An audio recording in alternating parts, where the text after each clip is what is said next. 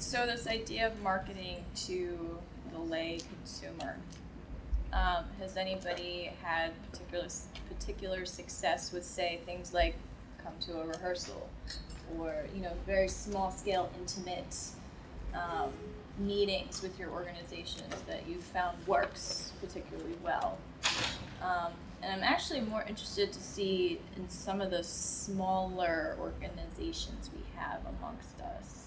Aaron, I don't know if you have any thoughts or examples on that.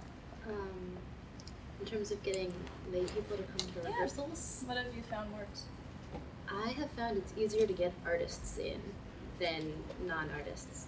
Like, for example, I recently was contacted by a visual artist named Paolo. I don't know Paolo, I have no connection to Paolo. He found my company online and he wanted to draw dancers. So we brought him in and he came and he sketched and he painted. And then our company, there's paintings of our dancers on his website and his shows. And that was, nothing was exchanged, no money, no marketing. Just, I want a subject, we're happy to be your subject.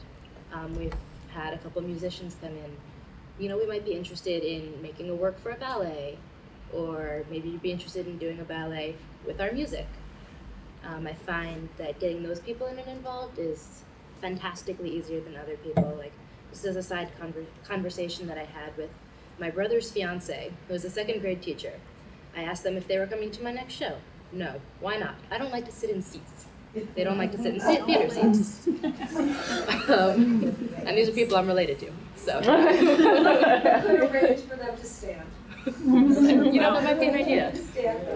Promenade Theater is very hot in Chicago. And I asked them about it. I was like, well, what would make you want to come? What would make you want to see dance? And they're like, we don't want to. Why not? Like, it's just not something that, I didn't see dance as a kid. I didn't, I wasn't taken to it. I don't have any interest. I'd rather go to a baseball game or something.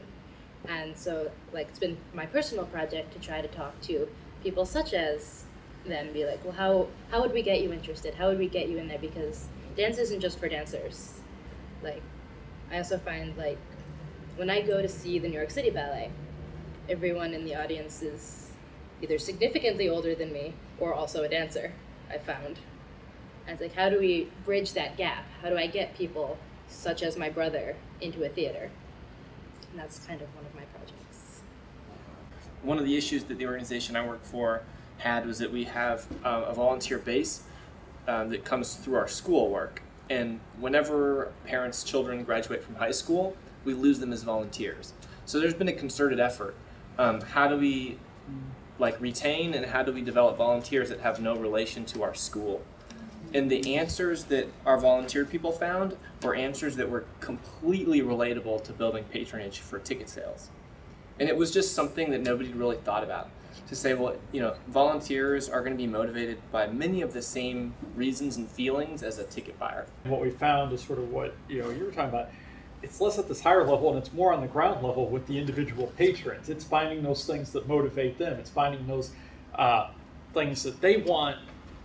They not only want to attend the ballet, the symphony, and the opera, they want those organizations to succeed. So we've come at it with that tact of, for our first presented season or two, what can we offer that's an add-on to the symphony season, to the ballet season, to the opera season, to get their patrons to come, but also to allow them as organizations to go, wait a minute, you mean you'll, give us an inventory of tickets to add as a promotional thing, to buy a ticket to the, Three Divas of Broadway ASO Pop Series show on Friday night, and you get a ticket to see Savion Glover on Tuesday night. We've done things like that.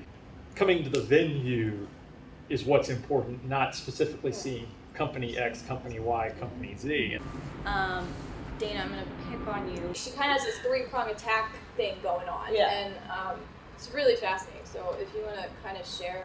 So I'm working in Chicago with Lucky Plush Productions Dance and 8th Blackbird Contemporary Chamber Music and Blair Thomas and Company Theater. They do sort of, for lack of a better word, like chamber puppet theater, very small, intimate, very human scale.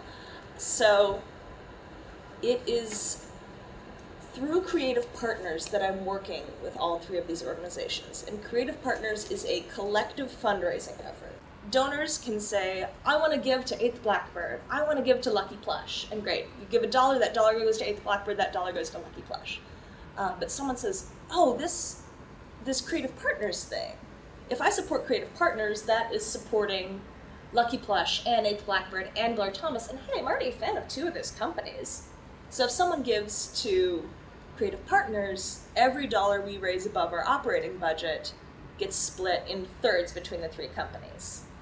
And we're hoping that this ends up working, and that we build capacity for all the organizations, and that all those wonderful artistic directors get to make the art instead of having to sit down with that funder.